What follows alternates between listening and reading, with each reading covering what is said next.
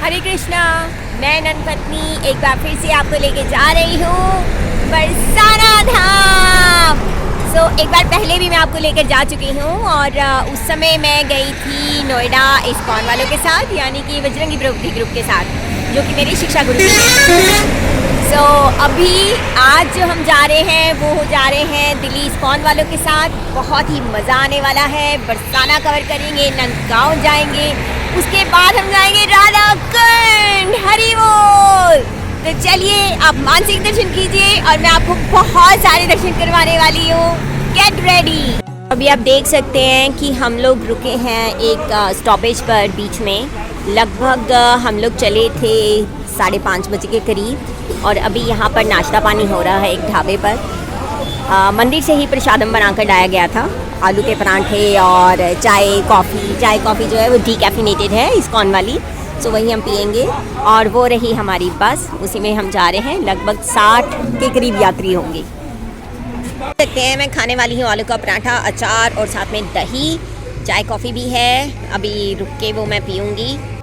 दोस्तों, ब्रेकफास्ट प्रसादम पाने के बाद अब हम आ चुके हैं फिर से अपनी बस में और कीर्तन फिर से चालू हो चुका है। जैसा कि आप देख रहे हैं, यहाँ पर तन्वी माता जी हैं जो कीर्तन कर रही हैं। इसी तरीके से कीर्तन करते हुए हम लोग पहुंच जाएंगे नंदगांव, जहां पर हमें विदुर प्रिय प्रभु मिलेंगे जो कि हमारे ग्रुप लीडर हैं।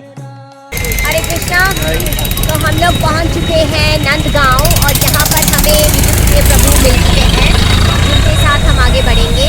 और यहाँ से हम जा रहे हैं नंद भवन और वहाँ पर हम नंदीश्वर महादेव उनके दर्शन करेंगे और साथ में नंद भवन में घूमेंगे।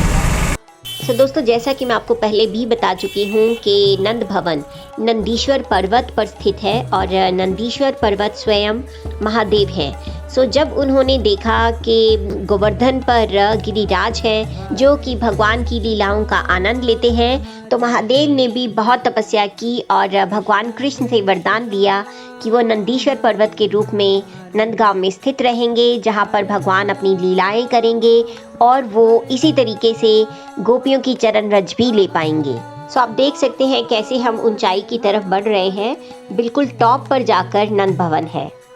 ये वही गलियां है जहाँ पर भगवान कृष्ण अपने सखाओं के साथ खेला करते थे, गैया को चराने लेकर जाया करते थे और राधा रानी को भी मिलने के लिए यहीं से ही चोरी चोरी बरसाना निकल जाया करते थे। हरे कृष्णा। तो हम लोग नंद भवन में पहुंच चुके हैं।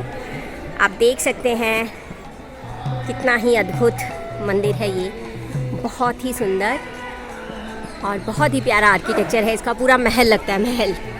यहीं पर ही भगवान खेला करते थे, कूदा करते थे, मस्ती किया करते थे। अब हम दर्शन करने जा रहे हैं भगवान जी के। यहाँ पर भगवान जी अपनी फैमिली के साथ हैं। अब हम खड़े हैं मंदिर के गर्भगृह के बिल्कुल बाहर और आप देख सकते हैं कितनी ही प्यारी पेंटिंग्स बनी हुई हैं। मैंने लास्ट टाइम भी आपको दिखाया था और यहाँ पर है मेरी फेवरेट श्रीनाथ जी की पेंटिंग, जो कि मैं हर बार आपको दर्शन करवाती हूँ। मंदिर के गर्भगृह में आपको जो दर्शन होंगे वो होंगे भगवान कृष्ण और बलराम के। वो अपनी मम्मी पापा के साथ हैं, यानी कि नंद बाबा और यशोदा मैया के साथ हैं। यशोदा मैया के साथ ही आपको राधा रानी, देवती और साथ में रोहिणी माता के भी दर्शन होंगे। और नंद बाबा के बिल्कुल साथ में ही भगवान के जो दोस्त हैं सुदामा और मधुमंगल, उनके भी आपको दर्शन होंगे। हमें बहुत ही अच्छे दर्शन हुए भगवान जी के। और अब हमें एक पंडित जी भी मिल गए हैं जो हमें इस मंदिर के महत्व के बारे में बताएंगे। और अब हम जा रहे हैं नंदीश्वर महादेव के दर्शन करने के लिए। आप देख सकते हैं नंदीश्वर महादेव, हर हर महादेव। तो चलिए अब हम कर लेते हैं मंदिर की परिक्रमा और छत पर भी जाकर देखते हैं कि कैसे वहाँ पर यशोदा मैया खड़ी होकर कृष्णा को देखा करती थी, पुकारा करती थी कि कृष्णा कहाँ पर हो, जल्दी आ जाओ बेटा, खाना तैयार है। और कृष्णा कहते होंगे, मैया अभी तो मैं आया हूँ अपने सखाओं के साथ खेलने के लिए, कुछ देर में आता हूँ मैं वापस। दोस्तों, आप अंदाजा लगा सकते हैं कि इस वक्त आप किस महत्वपूर्ण स्थान के दर्शन कर रहे हैं। ये नंद भवन है। नंद भवन यानी कि भगवान जी का अपना घर। जिस प्रकार से हम अपने घर पे भी किसी को इनवाइट करे तभी वो आ सकता है, उसी तरीके से भगवान जिसे बुलाते हैं वही नंद भवन आ सकता है। सो अभी मैं छत पर आ चुकी हूँ नंद भवन की, और आप देख सकते हैं पूरा का पूरा नंद गांव किस तरीके से हमें बहुत ही अच्छे दर्शन दे रहा है। सो नंदगांव भगवान जी का होम टाउन है, और होम टाउन बच्चों को बहुत ही प्रिय होता है, चाहे वो बड़े भी हो जाएं। सो बेशक भगवान द्वारका चले गए थे, लेकिन उन्हें ब्रजवासी बहुत याद आते थे, उन्हें अपना होम टाउन बहुत याद आया करता था।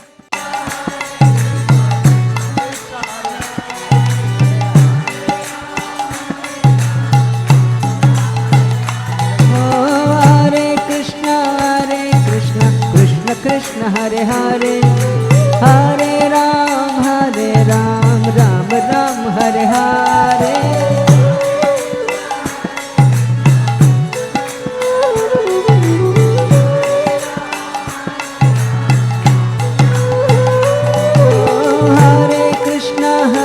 कृष्ण कृष्ण कृष्ण हरे हरे हरे राम राम राम हरे हरे।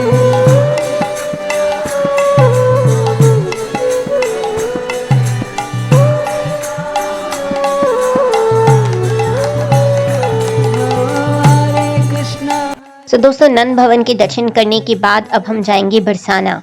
वैसे तो यहाँ पर आसपास बहुत सारे स्थल हैं जहाँ पर हम दर्शन कर सकते हैं, जैसे कि पावन कुंड है, चरण पहाड़ी है, और भी बहुत सारे यहाँ पर स्पॉट्स हैं जहाँ पर हमें दर्शन करने चाहिए। लेकिन क्योंकि समय का अभाव है इसलिए हम सीधा बरसाना जाएंगे। पावन कुंड की वीडियो मैं पहले भी शूट कर चुकी हूँ और आपको मैंने दर्शन भी करवाए थे। यदि आपने नहीं किए हैं तो आप डिस्क्रिप्शन बॉक्स में जाकर आप लिंक ले सकते हैं, वहीं से ही आप पावन कुंड के भी दर्शन कर सकते हैं। सो दोस्तों अब हम पहुंच चुके हैं बरसाना, और जैसा कि आप देख रहे हैं इस वक्त हैं हम लोग मानगढ़ में। यहीं से ही हम लोग अपनी परिक्रमा शुरू करने जा रहे हैं। और जैसा कि मैं आपको पहले भी बता चुकी हूँ कि परिक्रमा शुरू करने से पहले हम लोग प्रणाम करते हैं राधा रानी को, ताकि हमारी परिक्रमा में कोई बाधा ना आए और हम बहुत अच्छे से परिक्रमा पूरी कर पाएँ। सो सबसे पहले हम लोगों को रास्ते में जो मिलेगा वो है मान मंदिर, लेकिन मान मंदिर और कुछ और भी छोटे मंदिर होंगे जिनके हम दर्शन नहीं कर पाएंगे क्योंकि हमारे पास समय का अभाव है। इसलिए हम लोग ये सारे दर्शन किसी और समय करेंगे और इस वक्त सिर्फ हम परिक्रमा पर फोकस करेंगे। सो रास्ते में बेसिकली हम लोग जो रुकने वाले हैं वो है दानगढ़। यहाँ पर हम कुछ समय के लिए रुकेंगे, वहाँ पर कथा होगी, कीर्तन होगा। उसके बाद हम लोग सीधा रुकेंगे राधा रानी के मंदिर, श्री जी लाडली के मंदिर। सो आप देख सकते हैं ये है मान मंदिर की एंट्रेंस। यहाँ पर हम प्रणाम करेंगे सीढ़ियों पर ही और आगे बढ़ते जाएंगे अपने परिक्रमा मार्ग पर। सो रास्ते में हम लोगों को कंट्रोल करने के लिए छोटे छोटे बच्चे हैं जो कि सीटी बजाते जा रहे हैं, ताकि हम बिल्कुल ट्रैक पर रहें, एकजुट रहें, इकट्ठे रहें, क्योंकि कहीं पर भी हम लोग भटक सकते हैं, रास्ता भूल सकते हैं। दोस्तों अब हम पहुंच चुके हैं गहवर वन में, और इसी रास्ते से होते हुए हम लोग महाप्रभु की बैठक के दर्शन करेंगे और पहुंचेंगे दानगढ़। सो आप देख सकते हैं दोनों ही तरफ बहुत ही अच्छा रास्ता है और संकरा रास्ता है। बहुत थोड़े ही लोग इस रास्ते से जा सकते हैं और बहुत सारे बंदर भी हैं यहाँ पर। सो जब भी आप इस रास्ते से आएँ तो आपको बंदरों से थोड़ा सा सावधान रहना पड़ेगा। बंदर कभी कभी आपकी ऐनक या बैग या पर्स कुछ भी आपसे लेके जा सकते हैं। वैसे तो यहाँ के बंदर राधा रानी का भाव लिए हुए हैं, सीधे साधे हैं, भोले भाले हैं, लेकिन फिर भी अपने प्रिकॉशन से आपको थोड़ा सा एहतियात बरतनी होगी। तो आप देख सकते हैं सब जगह श्री राधा यही लिखा हुआ नजर आ रहा है। वो राधा रानी ही है जो हमें भगवान कृष्ण तक पहुंचा सकती हैं, उनका प्रेम हमें दिला सकती हैं। बताया जाता है कि भगवान कृष्ण ब्लू कलर के हैं, यानी कि उनका रंग जो है वो डार्क ब्लू है, जो कि श्याम वर्ण ही है। और राधा रानी उनका रंग तप्त कंचन यानी कि पिघले हुए सोने के जैसा है, येलो कलर का। तो जब भी अगर आप देखें, अगर आपको पेंटिंग आती हो, तो येलो कलर जब ब्लू कलर में मिलता है तो उसका रंग बन जाता है हरा। इसीलिए हम लोग महामंत्र में हरे शब्द का प्रयोग करते हैं, जो कोई और नहीं राधा रानी स्वयं है। सो हम इसलिए कहते हैं हरे कृष्णा कृष्णा कृष्णा हरे हरे, हरे राम राम राम हरे हरे। ऐसा कहकर हम लोग राधा रानी से रिक्वेस्ट करते हैं कि हमें भगवान कृष्ण का प्रेम दिलाएं और हमें भगवान की भक्ति दिलाएं। सो दोस्तों, माला जपते हुए, कीर्तन करते हुए अब हम पहुंच चुके हैं दानगढ़। ये वही जगह है जहां पर भगवान कृष्ण ने दान दिया था। सो यहाँ पर भगवान मनिहारी का वेश बनाकर आए और चूड़ियाँ बेच रहे थे गोपियों और राधा रानी को। सो अब हम लोग यहाँ पर कुछ देर रेस्ट करेंगे और पंडित जी से यहाँ पर कथा श्रवण करेंगे। उसके बाद विदुर प्रिय प्रभु भी यहाँ पर एक कथा करेंगे। उसके बाद हम लोग आगे बढ़ेंगे राधा रानी की मंदिर की तरफ।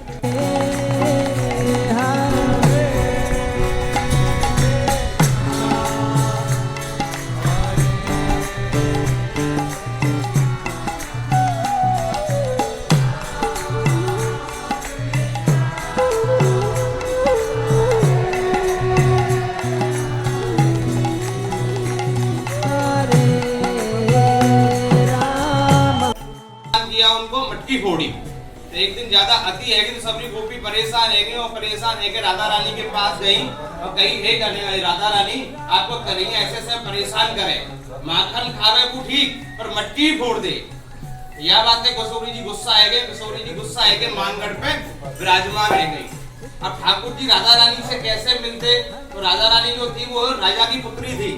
तो भगवान ने क्या किया, यशोदा मैया के वस्त्र चुराए और पहन लिए और पहन के ठाकुर जी कौन बन गए? स्त्री मनिहारी को। अब ठाकुर जी बरसाने आए तो ससुराल खाली हाथ कैसे जाओ? और ठाकुर जी ने चूड़ी को छबड़ा लियो, सर पे रख लियो। ठाकुर जी कौन बन गए? मनिहारी। मनिहारी को वेश बनाया, श्याम चूड़ी बेच हुए आया। भजन भी आपने सुना हुआ है ना, वो ठाकुर जी को स्वरूप पे आ जाए। श्री राधे श्याम। होता क्या है, फिर ठाकुर जी जब राधा रानी के महल में घुसे तो लंका सखी ऊपर से देख रही, इतनी काली गोपी, इतनी लंबी गोपी हमने पूरे ब्रज में नहीं देखी। तो ये कछु डाल में कार हो, थोड़ा सा और गौर करो। और ठाकुर जी बगल में बंसी लग रही। तो ललिता सखी ने सारे कर दिए, विशाखा कुएं विशाखा सबरी गोपी ने लेके रामगढ़ पहुंच, वहीं लेके पहुंच रही हूँ। तो ठाकुर जी सामने आप बैठे हो ना, यहाँ ले आए। प्यार प्यार में ठाकुर जी ने श्रृंगार करवाया और चूड़ी पहनी और ललिता सखी ने सारों कर दी और पकड़ लो यार। ठाकुर जी चुटिया पकड़ के बांध दिए और ठाकुर जी वो मार लगाई। सुबह से शाम तक ठाकुर जी रोवन लगे और ठाकुर जी रोवन लगे। ठाकुर जी से प्रार्थना करी कि हे किशोरी, तुम्हें कहा चाहिए? और आज तक तेने हमसे दान लियो है, अब तू दान उल्टो हमें दे के जा। तो जितनी माया चाहिए तुम्हें मैं दे दूंगा। बोला हमें माया नहीं चाहिए, हमें तो यह बांस की बंसी है दान में दे। बोले याते तेरी कहा दुश्मनी है? बोले याते जब जब वो हम पुकारे, जब जब तू एक बंसी बजाए में लग जाए, हमारे पास ना आवे, या बांस की बंसी हमें दान में दे के जा। ठाकुर जी ने अपनी बंसी राधा रानी के चरणों में रख दी। तो दर्शन करोगे तो राधा रानी के पास बंसी रखी है, ठीक है ना? तो पूरे ब्रज में ठाकुर जी ने गोपियों से दान लियो और यहाँ दान दियो। और यहाँ देखो दोनों को जो वस्त्र है वो एक है, जुगल जोड़ी, एक प्राणो देही। आपने सुनी तो बहुत जगह होगी, दर्शन कहूँ ना हो, ये गुप्त दर्शन है ये। तो दोनों के लोगा एक है। कछु माखन को बल बढ़ो, कछु गोपन करी सहाय, और श्री राधे जी की कृपा से गिरवल लियो उठाए। किसकी कृपा से? जब ब्रज में पूरे में पेड़ले है रही तो सबरे हैगा ग्वाल वालो, ठाकुर जी हाथ लगा रही गिरवर उठ जाए कैसा, पर गिरवर हिलऊ ना। जब भगवान ने राधा रानी की आराधना करी है, हे किशोरी जी ब्रज बचा लो, पेड़ले है रही है, तो एक पलक के इशारे से गिरवर उठ गो। तो भगवान ने अपनो कौन सा हाथ लगाया? बाएं। जबकि पुरुष की जो शक्ति होकर है वो सीधे हाथ में होकर है। वो थप्पड़ मारेगो आदमी तो सीधे हाथ से पहले मारेगो, और चीजें उठावेगो तो सीधे हाथ उठावेगो, लेकिन गिरवर उठाए बाएं हाथ। तो राधा रानी की कृपा से जब सबने ग्वाल वाला ने अहंकार है और हमने तो गिरिराज जी उठा लियो, तो राधा रानी ने आंख बंद कर ली, सब लोग गिरवर अहंकार है। तब भगवान ने अपनी अधीनता राधा रानी को स्वीकार करा दी कि हे किशोरी जी, मैं कछु ना हूं, मैं तुम्हारे अधीन हूं। और ठाकुर जी दोनों जुगल जोड़ी है। यही दर्शन करने के लिए सबरे तीर्थ हमारे ब्रज में आए। केदारनाथ, आदबद्री, गंगोत्री, यमुनोत्री सब हमारे ब्रज में ही है। क्यों? बरसाने के बास को आस करे शिव शेष, और यहाँ की महिमा को कहे या श्याम धरे सखी वेश। अब त्रिलोक स्वामी ऐसी लीला कर रहे हैं कि सबरे तीर्थ या देख लो दर्शन करके आए हैं। और राधा रानी की प्रार्थना करी है किशोरी जी, हम तो ब्रज में निवास करना चाहे, तो सबरे तीर्थ हमारे ब्रज में है। तो ये दानगढ़ प्रधान बिहारी लाल की जय। तो पुजारी जी दुखी थे कि ऐसा नहीं है शादी के लिए क्या करें। तो सब सखियों ने क्या किया कि ये जो आप देखते हैं ना गेट से यहाँ एक राजू बनाया गया, एक तरफ राधा रानी को बिठाया गया, तो इसमें क्या कि राधा रानी के वेट के बराबर जितने हीरे जवाहरात होंगे एक तरफ राधा रानी बैठी, सब गोपियों ने अपने सब कंगन सब ज्वेलरी उतार के देनी शुरू कर दिया, पर राधा रानी फिर भी है। एंड में भगवान ने अपना एक कंगन उतार के रखा, तो वेट बराबर हुआ, वो सारे ज्वेलरी जो है पुजारी को दी। इसलिए भी इसका नाम दान है। भगवान ने पूरा दान राधा रानी के वेट के हिसाब से दान दिया। हरि बोल।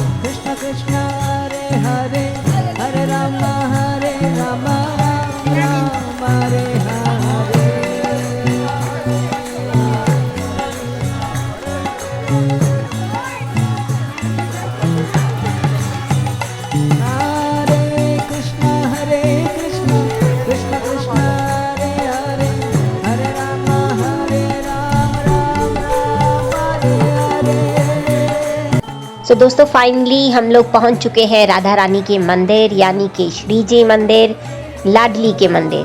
सो आप देख सकते हैं कितना सजा हुआ है दरबार हमारी राधा रानी का, और बैलून्स लगे हुए हैं और फूलों से भी सजाया गया है इसको। और आप भीड़ देखिए, कितनी ज़्यादा भीड़ है, कितने ज़्यादा भक्त यहाँ पर इकट्ठे हैं राधा रानी के दर्शन करने के लिए।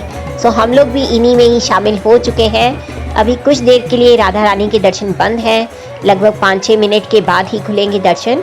सो तब तक मैं आपको मंदिर के दर्शन करवाती हूँ।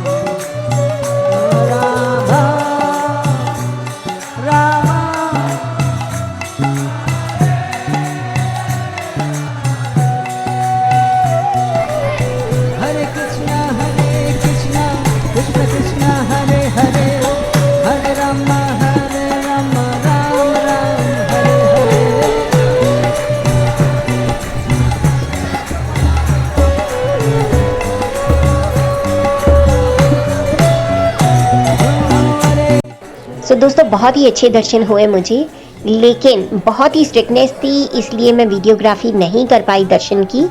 सो अब मैं वापस जा रही हूँ सिंहपुर से होते हुए सुदामा चौक की तरफ, और अपने ग्रुप से भी बिछड़ चुकी हूँ।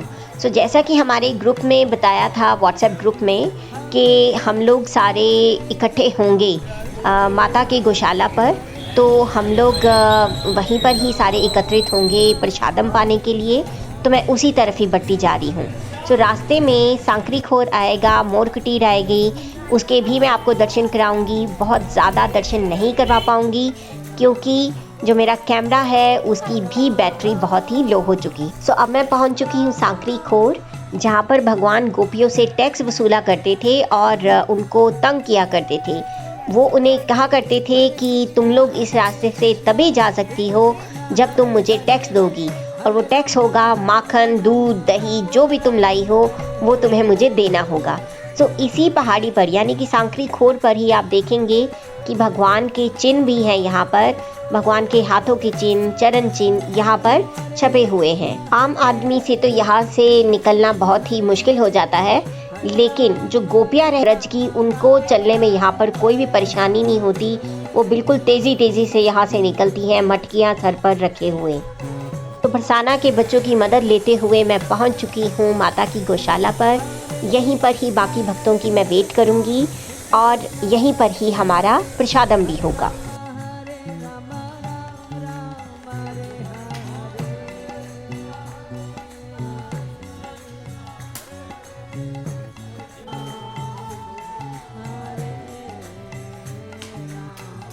दोस्तों, इतना अच्छा प्रसादम पाने के बाद हमें तो बहुत ही नींद आ रही है बस में, लेकिन हमें राधा कुंड भी जाना है और वहाँ पर जाकर कथा सुननी है राधा कुंड के प्राकट्य की, और साथ में श्याम कुंड के भी दर्शन करने हैं।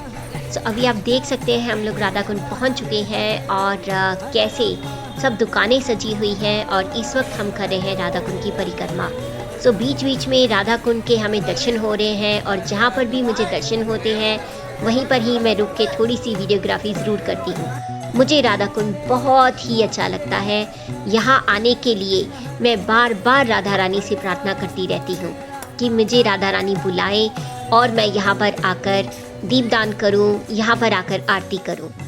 दोस्तों, अब हम कर रहे हैं परिक्रमा, और परिक्रमा के रास्ते में ही सबसे पहले यहाँ पर आती है समाधि रघुनाथ दास गोस्वामी जी की। यहाँ पर हम 4 परिक्रमा करेंगे और उसके बाद हम राधा कुंड की तरफ प्रस्थान करेंगे। यहीं से ही बीच में रास्ता है राधा कुंड की तरफ का, और उसके साथ में ही है श्याम कुंड। तो राधा कुंड के प्राकट्य की कथा मैं पहले भी आपको सुना चुकी हूँ, लेकिन इस कथा को मैं बार बार दोहरा सकती हूँ, सैकड़ों बार दोहरा सकती हूँ। अरिष्टासुर का वध करने के बाद जब भगवान राधा रानी से मिलने आते हैं तो राधा रानी उन्हें कहती हैं कि आपने तो एक बैल का वध किया है, आपको पाप लगा है, इसलिए आपको पहले सब तीर्थों के जल से स्नान करना होगा, तभी आपको उन पापों से मुक्ति मिलेगी और आप हमारे पास आ सकते हैं। भगवान अपनी बांसुरी से एक गड्ढा खोदते हैं और सारी नदियों का आह्वान करते हैं। सब नदियाँ आती हैं और अपने जल से उस कुंड को भर देती हैं। भगवान उसमें स्नान करते हैं और बोलते हैं राधा रानी को कि देखो, अब तो मैं पापों से मुक्ति पा चुका हूँ। भगवान के ऐसे शक्ति प्रदर्शन से राधा रानी थोड़ा गुस्सा होती हैं और वो भी बोलती हैं भी ऐसे कुंड का निर्माण करेंगी। तो राधा रानी अपने कंगन के साथ एक गड्ढा खोदने लग जाती हैं। उसके साथ ही उनकी सखियाँ भी इसमें हेल्प करती हैं। राधा रानी जब वो गड्ढा खोदती हैं तो उसमें पानी नहीं होता, तो सब सखियाँ मिलकर मानसी गंगा से पानी लाना शुरू कर देती हैं और उस गड्ढे में पानी भरती हैं। लेकिन जैसे ही वो पानी भरती हैं वो गड्ढे में उसी वक्त ही समा जाता है। फिर राधा रानी और सखियाँ बहुत ही थक जाती हैं और फिर भगवान कृष्ण से हेल्प मांगती हैं, और भगवान तब अपने कुंड से राधा रानी के कुंड में जल भेज देते हैं। भगवान के कुंड को कहा जाता है श्याम कुंड और राधा रानी के कुंड को कहा जाता है राधा कुंड। भगवान उस वक्त ये वरदान देते हैं राधा रानी को कि उनका जो कुंड है वो उन्हें बहुत ही प्रिय होगा, राधा रानी के जितना ही प्रिय होगा, और जो कोई भी इस कुंड में स्नान करेगा वो भगवान को बहुत प्रिय होगा। तब राधा रानी भी श्याम कुंड में स्नान करके बोलती हैं कि जो कोई भी तुम्हारे कुंड में स्नान करेगा वो मुझे बहुत प्रिय होगा। राधा कुंड और श्याम कुंड जहाँ पर मिलते हैं उसे कहा जाता है संगम। अभी आप संगम के दर्शन कर रहे हैं। यहाँ पर आप देख सकते हैं गिरिराज और इसी के नीचे ही संगम है। एक तरफ है राधा कुंड, दूसरी तरफ है श्याम कुंड। यहाँ पर कथा सुनने के बाद हम जाएंगे श्याम कुंड। वहीं पर ही हम बैठकर एक माला का जप करेंगे और साथ में करेंगे 5 पांडवों के दर्शन, जो कि एक पेड़ के रूप में विराजमान है और बहुत समय से तपस्या कर रहे हैं। आप भी कर सकते हैं पेड़ रूपी 5 पांडवों के दर्शन। और इसके बाद हम जाएंगे 3 गोस्वामी की समाधि के दर्शन करने के लिए। उसके बाद हम करेंगे जीवा मंदिर के दर्शन। गोविंद लीला अमृत में कृष्णदास कविराज गोस्वामी जी कहते हैं कि जो गोवर्धन है वो एक पीकॉक की शेप में है, मोर की शेप में। राधा कुंड, श्याम कुंड मोर की आंखें हैं, जीवा मंदिर पे जीभ है, और जो मुखारविंद मुंह है, कुसुम सरोवर फेस है और पुंचरी उस मोर की बैक है। सो ये है 3 गोस्वामी की समाधि। यहाँ पर आप दर्शन कर सकते हैं और प्रणाम कर सकते हैं, परिक्रमा कर सकते हैं और इनसे अपने लिए भक्ति के लिए कृपा मांग सकते हैं। यहाँ से भी हमें राधा कुंड के दर्शन हो रहे हैं और आप देख सकते हैं राधा कुंड पर आरती हो रही है। चारों तरफ बहुत ही प्यारे दिए जला दिए गए हैं और ऐसा लग रहा है मानो जैसे दिवाली हो। राधा कुंड की जय, राधा रानी की जय, श्याम कुंड राधा कुंड की जय। सो दोस्तों, लगभग हमारी परिक्रमा ख़त्म हो चुकी है और अब हम करेंगे डिनर प्रसादम, जो होगा पूरी आलू और मे बी गुलाब जामुन। हमारे तो समोसे और रसगुल्ले भी पड़े हैं अभी बस में, उन्हें भी जाके फिनिश करना होगा, लेकिन पहले पूरी आलू तो ज़रूर खाया जाएगा। बस में हमसे हमारी रियलाइजेशन भी पूछी जाएगी कि हमें ये ट्रिप कैसा लगा और हमने क्या प्रण किया कि हम भक्ति में आगे कैसे बढ़ेंगे। उम्मीद है कि आपको भी ये सब दर्शन बहुत अच्छे लगे होंगे और जब भी कभी आप राधा कुंड आएंगे तो मुझे अवश्य याद करेंगे। मिलती हूँ आपसे बहुत जल्दी किसी और दर्शन के साथ। तब तक राधे राधे, हरे कृष्णा।